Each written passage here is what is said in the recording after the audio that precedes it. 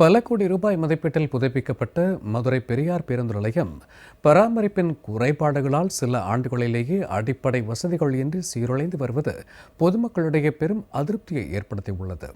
இது குறித்து விரிவாக விவரிக்கிறது இந்த செய்தி தொகுப்பு. மதுரை மாநகரின் இதய பகுதியாகவும் தென் மாவட்டங்களின் முக்கிய போக்குவரத்து மையமாகவும் பெரியார் பேருந்து நிலையம் விளங்கி வருகிறது.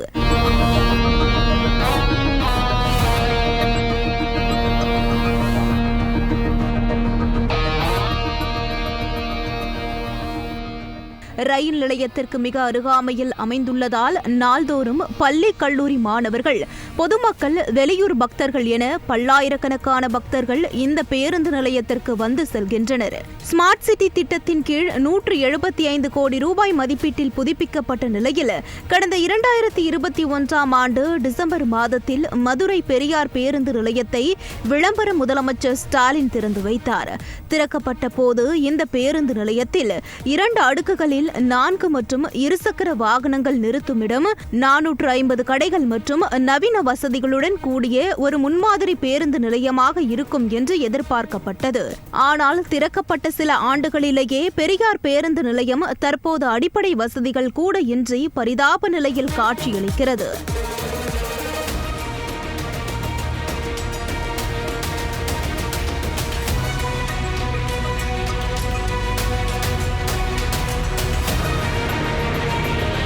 பேருந்து நிலையத்தின் நடைமேடைகளில் பதிக்கப்பட்ட டைல்ஸ்கள் பெயர்ந்து பள்ளமும் மேடுமாக இருப்பதால் முதியவர்களும் குழந்தைகளும் தடுமாறி விழும் அவலம் நிலவுகிறது. குடிநீர் வசதிக்காக அமைக்கப்பட்ட குழாய்களில் தண்ணீர் வருவதற்கு பதிலாக காற்று மட்டுமே வருவதாக பயணிகள் வேதனையுடன் தெரிவிக்கின்றனர். பெரியார் பேருந்து நிலையம் பல ஆயிரக்கணக்கான மக்கள் வந்து செல்லக்கூடிய ஒரு பேருந்து நிலையம்.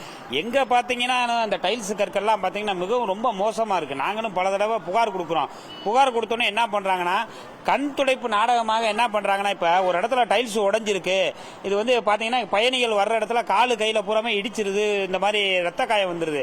நாங்களும் புகார் அனுப்புறோம். வந்தா என்ன பண்றாங்க, கண் துடைப்புக்கு அந்த இடத்துல மட்டும் பார்த்துட்டு போயிடறாங்க. மக்கள் வந்து கூடும் இடத்துல எப்படி இருக்கு, என்ன இருக்கு, ஒரு நல்ல தண்ணி, சுத்தமான ஒரு தண்ணி இல்ல. அது பைப்பை திறந்து பார்த்தா தண்ணி இருக்க மாட்டேங்குது. ஒரு நாளைக்கு வருது, ஒரு நாளைக்கு வர மாட்டேங்குது.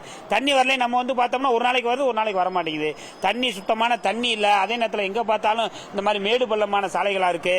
எங்க பார்த்தாலும் மாடு வந்து இந்த மாதிரி சாணி போடுவது, இதெல்லாம் வந்து மதுரை மாநகராட்சியும் அக்கறை எடுத்து உள்ள வந்து சுத்தம் பண்ணணும். ஒரே வீச்சமா இருக்கு, எங்கேயுமே எங்களால் நிக்க முடியல.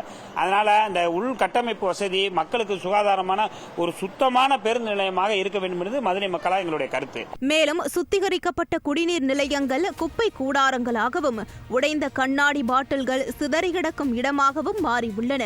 சுகாதாரமற்ற கழிவறைகளும் பூட்டியே கிடக்கும் பாலூட்டும் தாய்மார்களுக்கான அறையும் மாநகராட்சியின் அலட்சியத்தை வெளிப்படுத்துகின்றன. பல கோடி ரூபாய் மதிப்பீட்டில் கட்டப்பட்ட 2 அடுக்கு வாகன நிறுத்தம் இன்னும் பயன்பாட்டிற்கு வராததால் அது சமூக விரோதிகளின் புகலிடமாக மாறியுள்ளது. பேருந்து நிலையத்தின் வாயில் பகுதியில் உள்ள பிரம்மாண்ட விளம்பர பதாகைகள் உடைந்து இரும்பு கம்பிகள் வெளியே தெரியும்படி உயிருக்கு ஆபத்தை விளைவிக்கும் வகையில் தொங்கிக் கொண்டிருக்கின்றன.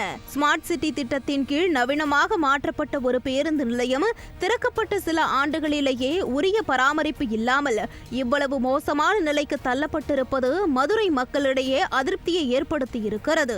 மக்களின் வரிப்பணத்தில் கட்டப்பட்ட பொது சொத்தை பராமரிக்க தவறிய விளம்பர திமுக அரசின் அலட்சியம் மதுரை மக்களின் அன்றாட வாழ்வை பாதிப்புக்கு உள்ளாக்கி இருக்கிறது.